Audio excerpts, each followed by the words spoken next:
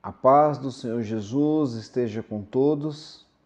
Hoje é o nosso 80º dia da nossa leitura anual da Bíblia e eu gostaria de fazer um comentário a respeito do livro de Ruth. Depois da gente ter viajado e passeado um pouco a respeito do livro de Juízes, que livro, quantas histórias especiais, todo mundo fazia o que queria porque não havia liderança, não havia ninguém que pudesse dar uma direção e eles faziam tudo que dava na cabeça. E de vez em quando Deus suscitava um juiz que resolvia a situação do povo e depois o povo voltava à idolatria. Após essa leitura que a gente fez, a gente vai ler agora um romance, uma história de amor baseada principalmente na aliança, mas com alguns nuances de angústias, de alegrias, de amargura, alguns papéis de começos e recomeços, desistências e insistências. Então a gente vai ver aqui a história de Ruth e de Noemi principalmente, e Boaz. E eu gostaria que você prestasse bastante atenção. O livro começa dizendo que no tempo dos juízes, então esse tempo ainda era o tempo dos juízes, houve uma fome muito grande em toda a terra.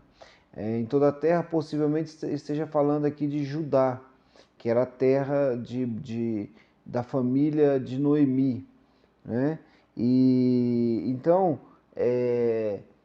houve uma fome e um homem chamado Elimeleque tinha uma esposa e 2 filhos. Noemi era a esposa e Malom e Quilion eram os 2 filhos. Então eles resolvem ir para uma outra cidade e vai para o meio dos Moabitas. Chegando lá no meio dos Moabitas, a coisa apertou, o marido morre, né? Elimeleque morre, Malom e Quilion se casam com 2 mulheres que eram consideradas malditas, né? Porque elas eram moabitas.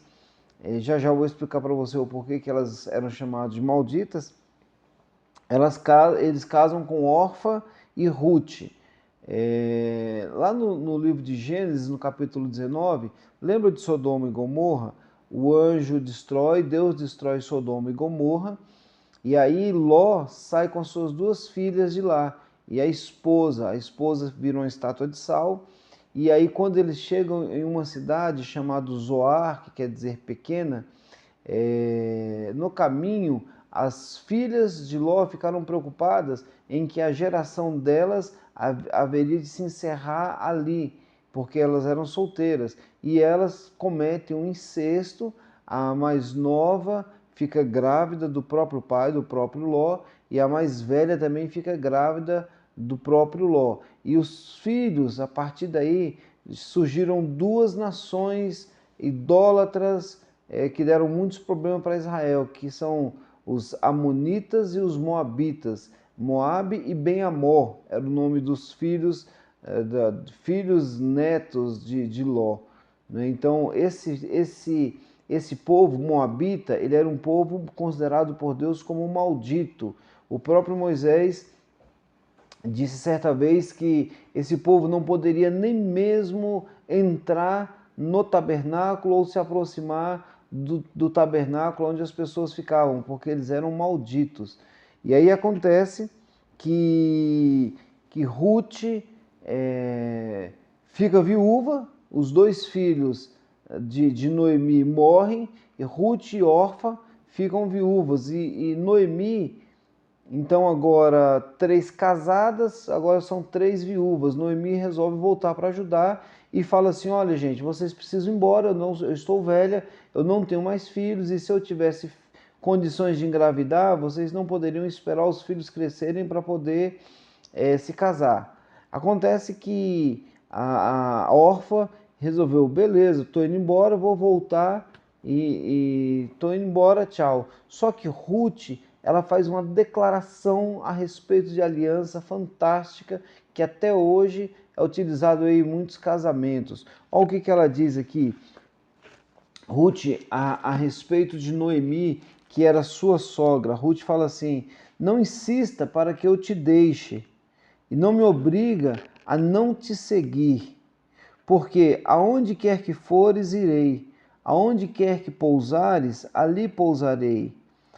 O teu povo é o meu povo, o teu Deus é o meu Deus. Aonde quer que morreres, morrerei eu, e aí serei sepultada.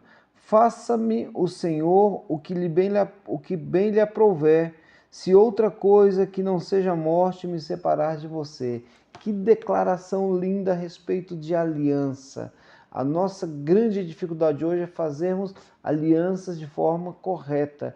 E aí não teve jeito, aí foram as duas, voltaram para Belém para ajudar e ali recomeçaram a vida. E quando chegaram lá, elas estavam passando necessidade, Ruth resolveu colher espigas, porque na lei de Moisés, o estrangeiro, porque agora Ruth, ela vai ser o tempo todo chamada Ruth a Moabita, Ruth a maldita, porque ela era maldita, porque vinha de um povo maldito. Então, você vai perceber que toda vez que vai falar Ruth, Ruth a Moabita. Então, Ruth a Moabita, ela foi colher espigas num terreno que era de Boaz. Boaz, quando percebe aquela mulher linda, ele fala assim: quem é essa mulher?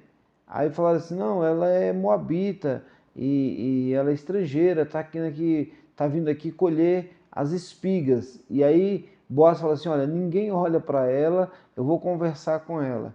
Boaz procura Ruth para conversar, conversam, ele se apaixona por ela e ela se apaixona por ele. Quando Ruth chega na casa de Noemi, com um monte de coisas, um monte de espigas, eu falo assim: onde é que você conseguiu essas espigas? E ela fala: olha, o cidadão lá contou toda a história, me abençoou. Como é que é o nome dele? Boaz. Olha, a Noemi fala assim: esse homem é um dos nossos resgatadores. Então amanhã você vai lá e vai conversar com ele.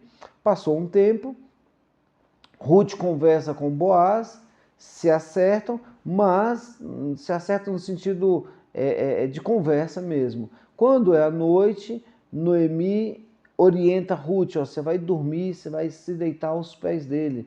Isso significava que a pessoa estava pedindo para que fosse resgatada por alguém. Se a mulher deitasse aos pés dos homens, era como se ela estivesse pedindo: me resgata.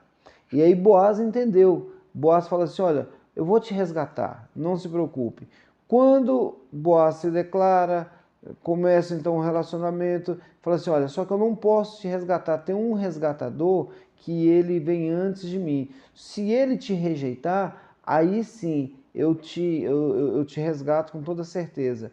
E aí qual foi a estratégia? Boaz chega para o primeiro resgatador que estava à frente dele, diante do juiz, e fala: ó, você é o resgatador dela e da família. E com a família você vai adquirir todos os bens. Aí o cidadão fala: beleza, então eu quero resgatar. Aí Boaz usa a estratégia, só que tem um detalhe: ela é moabita. Eu falo: o quê? Moabita? Não, não, não, não quero não. Ele abriu mão, ele já era muito rico. Pega você que quer uma moabita, que é contra a lei do Senhor, e de fato era. E aí ele abre mão. Por isso que Boaz fala assim: não, então eu quero você. E aí eles se casam, tem um filho chamado Obed.